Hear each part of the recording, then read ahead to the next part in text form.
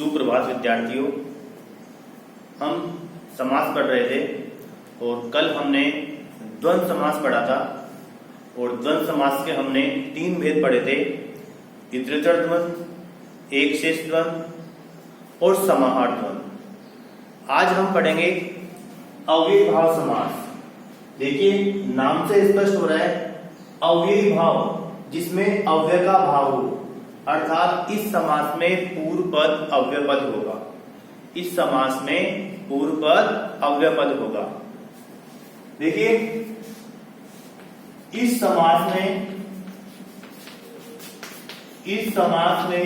पूर्व पद की प्रधानता होती है। इस समास में पूर्व पद की प्रधानता होती है। पूर्व पद अव्यय पद होता है। पूर्व पद अव्यय पद होता है। अब देखिए पूर्व पद अव्यय पद होगा और साथ में होगा उत्तर पद। अब आपको विशेष ध्यान रखना है, जब समास विग्रह करेंगे, समास विग्रह करते समय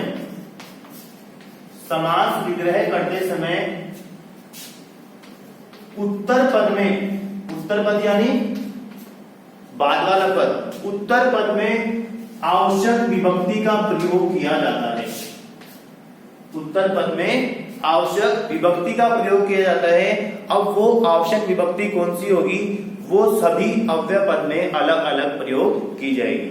तो जब हम अव्यय पद लेंगे तब उसमें लिखवाएंगे विभक्ति का कौन सी का प्रयोग होता है। तो देखिए समास विग्रह करेंगे तो उत्तर पद में आवश्यक विभक्ति लगाई जाती है। उसके बाद में पूर्व पद क्या है, अव्यय पद। पूर्व पद का अर्थ लिखा जाता है।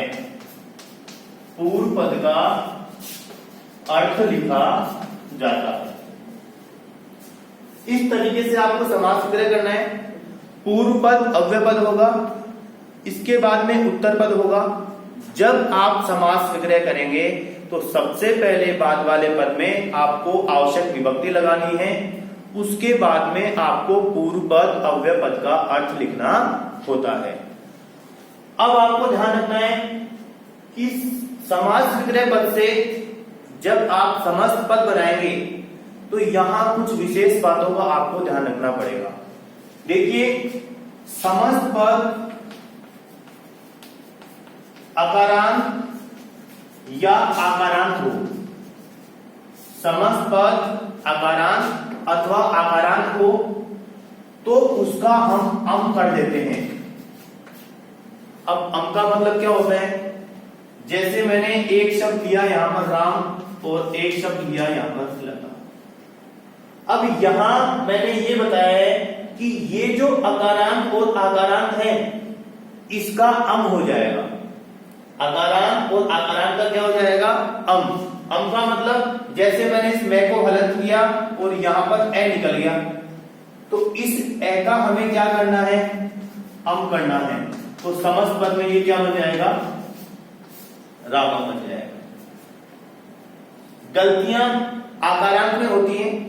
देखिए आकारांत में आप क्या करते हैं, जैसे मैंने अम लिखा तो आपने यहां पर कर दिया लताम, तो ये रोंग।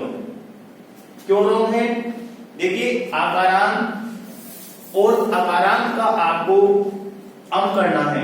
तो यहां लता में जब तय को हलंत करेंगे तो आ निकल गया। अब इस आ का हमें क्या करना है, अम करना है। तो इसका अम करेंगे तो ये हो जाएगा लता।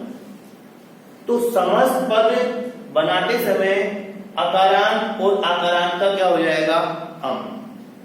अब आता है ईकारांत और उकारांत आ जाए तो आप क्या करोगे,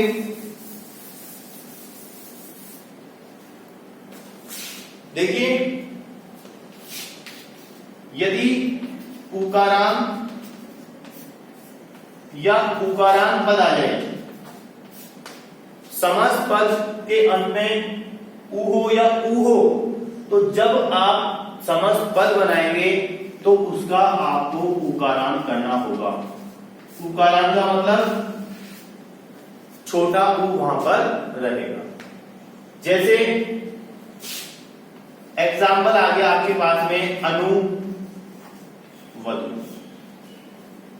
अब वधु आप शुद्ध लिखेंगे तो वधु इस तरीके से लिखा जाएगा, लेकिन अव्ययभाव समास में जब आप समस्त पद बनाएंगे तो उकारांत और उकारांत का आपको क्या करना पड़ेगा, छोटा ऊ करना पड़ेगा। तो समस्त पद में वधु इस तरीके से लिखा जाएगा। ये आपका अव्यय पद हो गया और ये आपका उत्तर पद हो गया। इसके बाद में उकारांत के बाद में आपके आता है इकारांत। तीसरी बात आपको ध्यान रखनी है, इकारांत और इकारांत। इकारांत और इकारांत यदि पद होता है तो समस्त पद में उसका इकारांत यानी छोटा ई हमें करना है। अब आप सभी को पता है कि नदी को इस तरीके से लिखा जाता है, लेकिन नदी शब्द आ गया अव्ययभाव समास में, तो फिर समस्त पद में हमें इसमें छोटा ई करना है और ये हो जाएगा उपनदी। देखिए इकारांत और इकारांत यदि पद आता है तो समस्त पद बनाते समय उसका ई हो जाता है। ये समस्त पद हो गया, उप यहां पर अव्यय पद हो गया और ये यहां पर उत्तर पद हो गया। तो उपनदी इस तरीके से हम समस्त पद को बनाएंगे। यदि आपने समस्त पद में नदी कर दिया तो आपका समस्त पद गलत है। तो इन बातों का विशेष आपको ध्यान रखना है। एक बार दोबारा देख लीजिए इनको। अव्ययभाव समास में पूर्व पद की प्रधानता होती है। पूर्व पद क्या होता है, अव्यय पद होता है, तो यहां पर अव्यय पद की प्रधानता होती है। फिर है समास विग्रह करते समय, जब आप समास विग्रह करेंगे तो उत्तर पद में अर्थात बाद वाले पद में आपको आवश्यक विभक्ति लगानी है, उसके बाद में आपको पूर्व पद अव्यय पद का अर्थ लिखना होता है। अब सभी अव्यय पदों का अलग अलग अर्थ होगा, तो जब आपके अव्यय पद आएंगे तो उनका अर्थ और उनकी विभक्ति आपको बताई जाएगी। फिर लिखा हुआ है अकारांत और आकारांत का अम हो जाता है। ये अभी मैंने आपको बताया कि अकारांत और आकारांत का आपको अम कैसे करना है। समस्त पद में आपको इन दोनों के स्थान पर क्या करना है, अम करना। फिर आता है आपके उकारांत और उकारांत। यदि समस्त पद आ रहा है तो समस्त पद बनाते समय आपको उसका छोटा ऊ करना होता है। ऐसे ही आपको करना है इकारांत और ईकारांत। समस्त पद बनाते समय आपको इसका ई करना है। तो ये नियम आपको ध्यान रखने हैं अव्ययभाव समास का, समास विग्रह करते समय और समस्त पद बनाते समय। अब हम लेते हैं अव्यय पद।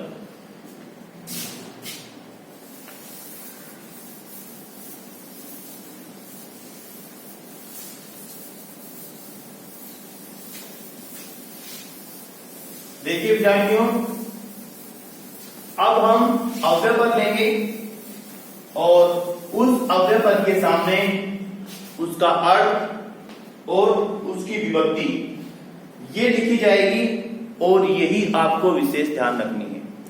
तो देखिए सबसे पहले आपके पास में आ रहा है अनु अव्यय पद। सबसे पहले कौन सा आ रहा है, अनु अव्यय पद। और अनु का अर्थ होता है पश्चात अथवा योग्यम।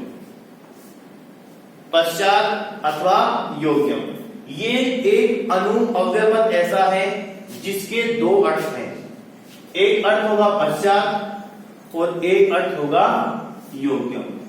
अब आपको कहां तो पश्चात का प्रयोग करना है और कहां योग्यम का प्रयोग करना है, ये देखिए जहां कोई गुण आ जाए, इस अनु के साथ में ऐसा पद आ जाए जो किसी गुण को बता रहा हो, तो आपको प्रयोग करना है योग्यम का। और गुण के अलावा जितने भी शब्द आते हैं उनमें आपको प्रयोग करना है पश्चात।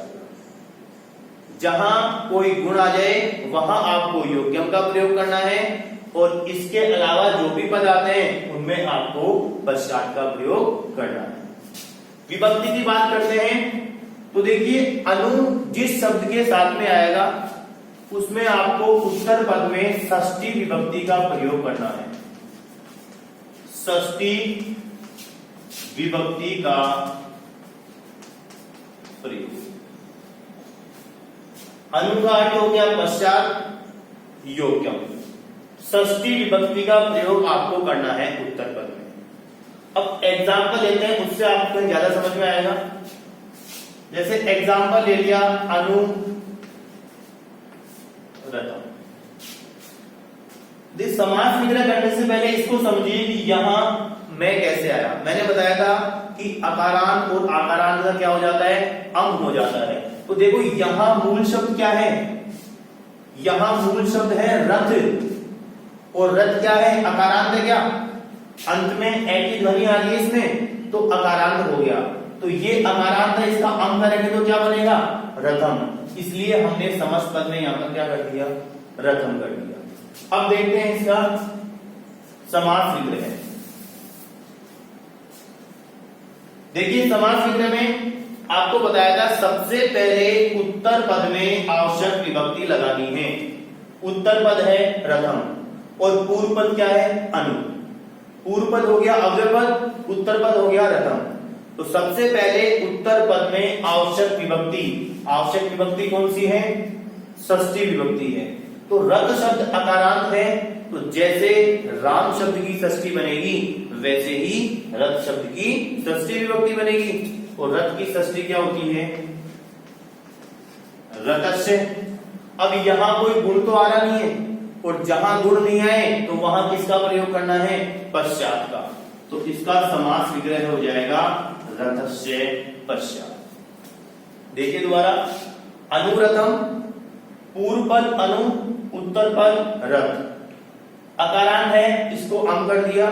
समास विग्रह करेंगे, सबसे पहले उत्तर पद में आवश्यक विभक्ति हमने लगाई।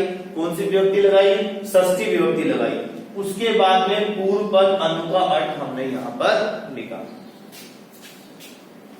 और लेते हैं एग्जाम्पल, अनु विष्णु, अनु विष्णु। अब देखिए उत्तर पद विष्णु उकारांत है, तो उकारांत का हमने क्या किया, उ ही रखा। यहां पर अनु विष्णु कभी भी नहीं बनेगा, अंत में मैं नहीं आएगा। मैं आपको केवल अकारांत और आकारांत में ही लगाना है। अब उत्तर पद में आवश्यक विभक्ति, आवश्यक कौन सी होगी, षष्ठी विभक्ति होगी। अब विष्णु की षष्ठी क्या बनेगी, देखो उकारांत शब्द है, विष्णु उकारांत शब्द है, तो गुरु भी क्या है, उकारांत शब्द है। तो जैसे गुरु की षष्ठी बनेगी वैसे ही विष्णु की षष्ठी बनेगी। तो विष्णु की षष्ठी विभक्ति होती है विष्णोः, क्या हो जाएगी, विष्णोः। और इसके बाद क्या आ जाएगा, पश्चात। क्या हो गया, विष्णोः पश्चात। और लेते हैं अनु रूपम।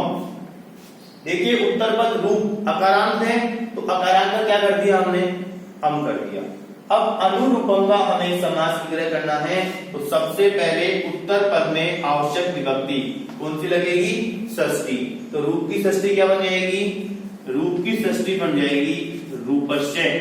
अब देखो यहां कोई गुण आ रहा है, रूप सुंदरता। अब सुंदरता होना एक गुण हो गया, तो जहां कोई गुण आ रहा है वहां किसका प्रयोग करेंगे हम, योग्यम का। तो ये हो जाएगा रूपस्य योग्यम। अब एक पद लेते हैं समास विग्रह का, फिर उसका हम समस्त पद बनाते हैं। यहां मैंने लिखा गुणस्य योग्यम, गुणस्य योग्यम। अब समस्त पद बनाएंगे तो सबसे पहले क्या आना चाहिए, अव्यय पद आना चाहिए। अब अव्यय पद कैसे पहचानोगे, तो देखो यहां पर योग्यम आपको पता होना चाहिए कि किस अव्यय पद का अर्थ है। तो योग्यम किस अव्यय पद का अर्थ है, योग्यम है अनु का। योग्यम किस अव्यय पद का अर्थ है, अनु का, तो अनु यहां पर लिख दिया। अब यहां गुणस्य पद है, इसमें हमें पता लगाना है कि इसमें मूल शब्द क्या है। तो आपको पता है कि गुणस्य में मूल शब्द है गुण। मूल शब्द क्या है? गुण। और गुण क्या है? अकारांत है, क्योंकि इसके अंत में ए की ध्वनि आ रही है। तो अकारांत का हम क्या कर रहे थे? अकारांत का हम अम कर रहे थे। तो गुण का यदि हम अम करते हैं तो क्या बनेगा? गुणम। तो ये क्या हो जाएगा यहां पर? अनुगुणम। तो ये आपका अनु अव्यय पद है। इस तरीके से आपको इसका समास विग्रह करना है। जो नियम आपको बताए गए थे उन नियमों का आपको विशेष ध्यान रखना है। ठीक है, एक बार देख लीजिए। अनुरतम रतस्य पश्चात उत्तर पद में आवश्यक षष्ठी विभक्ति का प्रयोग किया, उसके बाद में अव्यय पद का अर्थ लिखा। अनुविष्णु उत्तर पद में षष्ठी विभक्ति का प्रयोग किया और षष्ठी विभक्ति बन गई विष्णु हो, उसके बाद में पश्चात। अनुरूपम उत्तर पद में षष्ठी का प्रयोग किया, उसके बाद में योग्यम, क्योंकि यहां क्या आ गया? कोई गुण आ गया, और जहां गुण आ गया वहां किसका प्रयोग हमें करना है? योग्यम का। फिर देखिए अनुगुणम, गुणम में हमने षष्ठी विभक्ति का प्रयोग किया गुणस्य, इसके बाद में हमने पूर्व पद अनु का अर्थ यहां पर लिखा है। तो ये आपका हो गया अनु अव्यय पद।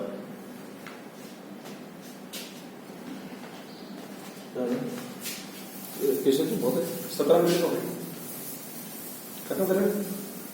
ठीक है विद्यार्थियों, आज के लिए इतना ही रखेंगे और कल हम देखेंगे नेक्स्ट अव्यय पद। धन्यवाद।